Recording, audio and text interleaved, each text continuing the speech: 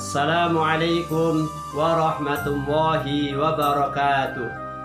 Diriwayatkan dari Anas bin Malik radhiyallahu anhu bahwa pada zaman Nabi Muhammad sallallahu alaihi wasallam ada seorang yang biasa mengimami sholat berjamaah di Masjid Quba, Madinah. Tetapi beliau selalu mengawali bacaan sholatnya setelah surat Al-Fatihah, beliau membaca surat Al-Ikhlas ditambahkan dengan surat yang lain.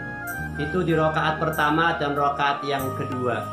Ketika ditanya oleh Nabi Muhammad sallallahu alaihi wasallam, "Mengapa engkau selalu membaca surat Al-Ikhlas sebelum membaca surat yang lain?" Beliau kemudian menjawab, "Li'anni uhibbuha ya Rasulullah, karena saya cinta dengan surat Al-Ikhlas."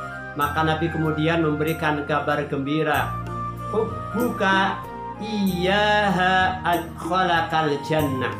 Kecintaanmu terhadap surat Al-Ikhlas itu akan mengantarkanmu masuk ke dalam surganya Allah Subhanahu wa ta'ala. Subhanallah, karena cinta dan sering membaca surat Al-Ikhlas dalam sholat dijamin masuk surganya Allah Subhanahu wa ta'ala. Dalam riwayat yang lain, riwayat yang kedua dari istri Nabi Sayyidah Aisyah radhiyallahu anha, beliau juga meriwayatkan ada seseorang yang ini kebalikannya.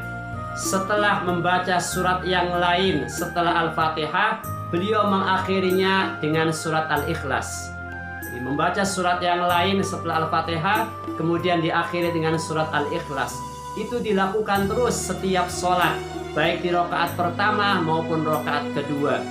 Kemudian ketika ditanya juga oleh Rasul Sallallahu Alaihi Wasallam, mengapa dia melakukan hal itu dalam sholatnya, maka dia kemudian menjawab, "Li'annaha sifatur rahman fa'uhibbu an aqra'a biha."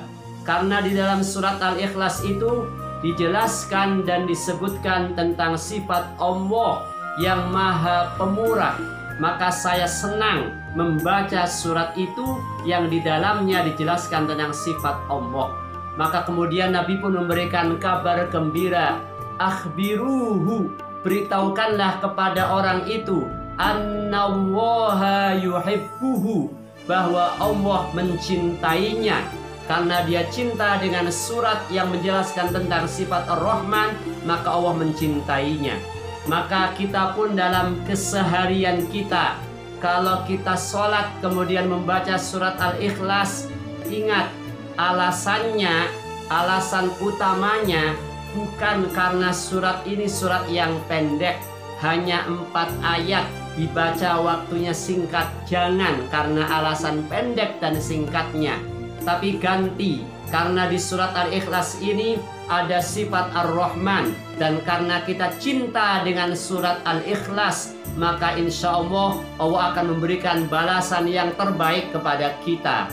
Mudah-mudahan kita cinta dengan surat Al-Ikhlas dan cinta dengan surat-surat yang lain. Wassalamualaikum warahmatullahi wabarakatuh.